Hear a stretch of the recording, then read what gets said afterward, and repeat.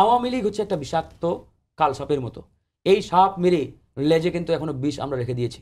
যে কোনো সময় এই সাপ আবার জীবন্ত হয়ে আমাকে আপনাকে আবার দংশন করবে। সেই দংশন থেকে আমি আপনি কেউ রেহাই পাবো না। এই বোধোদয় যদি আমাদের জাগ্রত না হয় তাহলে ভাই বলার কিছু নাই। আর কত বলেন, বারবার উদাহরণ কিন্তু আমাদের সামনে জাজল্যমান।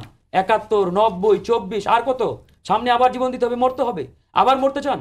আজকে যদি ফ্যাসিবাদ কায়েম হয় সবচাইতে ক্ষতিগ্রস্ত তারা হবে বিএনপি জামাত। ওনারা বড় দল হিসেবে ওনারা সবচাইতে বেশি ক্ষতিগ্রস্ত হবে। সেই জায়গা থেকে আমরা বারবার বলছি যে আমাদের একটা পয়েন্টে আসতে হবে, নির্বাচনটা দরকার। নির্বাচন অবশ্যই, নির্বাচন নিয়ে কোনো ধরনের ঢিলেমি, নির্বাচন নিয়ে কোনো ধরনের ষড়যন্ত্র, কনস্পিরেসি, কোনো ধরনের বদমাশি আমাদের মধ্যে রাখা যাবে না। নির্বাচনটা করতে হবে। এখন নির্বাচন করার জন্য কি কি করা দরকার? একটা নির্বাচন তো শুধু নির্বাচন করলে হবে না ভাই। বাংলাদেশের ইতিহাসে ১২ বার নির্বাচন হয়েছে খাতা কলমে এই ৫৪ বছরে, কিন্তু ১২টি নির্বাচন নিয়ে আমাদের যথেষ্ট প্রশ্ন রয়েছে। কিন্তু আমরা তারপরেও বলি যে কেয়ারটেকারের আন্ডারে যে ৪টি নির্বাচন হয়েছে সেই ৪টি নির্বাচন তুলনামূলক ভালো। তো এখন যেহেতু গণ অভ্যুত্থান একটা হয়েছে বাংলাদেশের ইতিহাসে, একটা ভিন্ন রকম পরিবেশ, এই পরিবেশে আগামী নির্বাচন অবশ্যই বিগত ১২টি নির্বাচনের চাইতে টোটালি ডিফারেন্ট হতে হবে। ফ্রি অ্যান্ড ফেয়ার, একই সাথে ক্রেডিবল, ইনক্লুসিভ।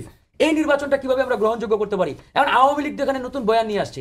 আওয়ামী লীগ বহির্বিশ্বকে এখন বোঝানোর চেষ্টা করছে যে ইনক্লুসিভ নির্বাচন মানে আওয়ামী লীগকে নির্বাচন, মানে আওয়ামী লীগ ছাড়া যদি নির্বাচনটা হয় এই নির্বাচন ইনক্লুসিভ হবে না। এটা হচ্ছে আওয়ামী বয়ান।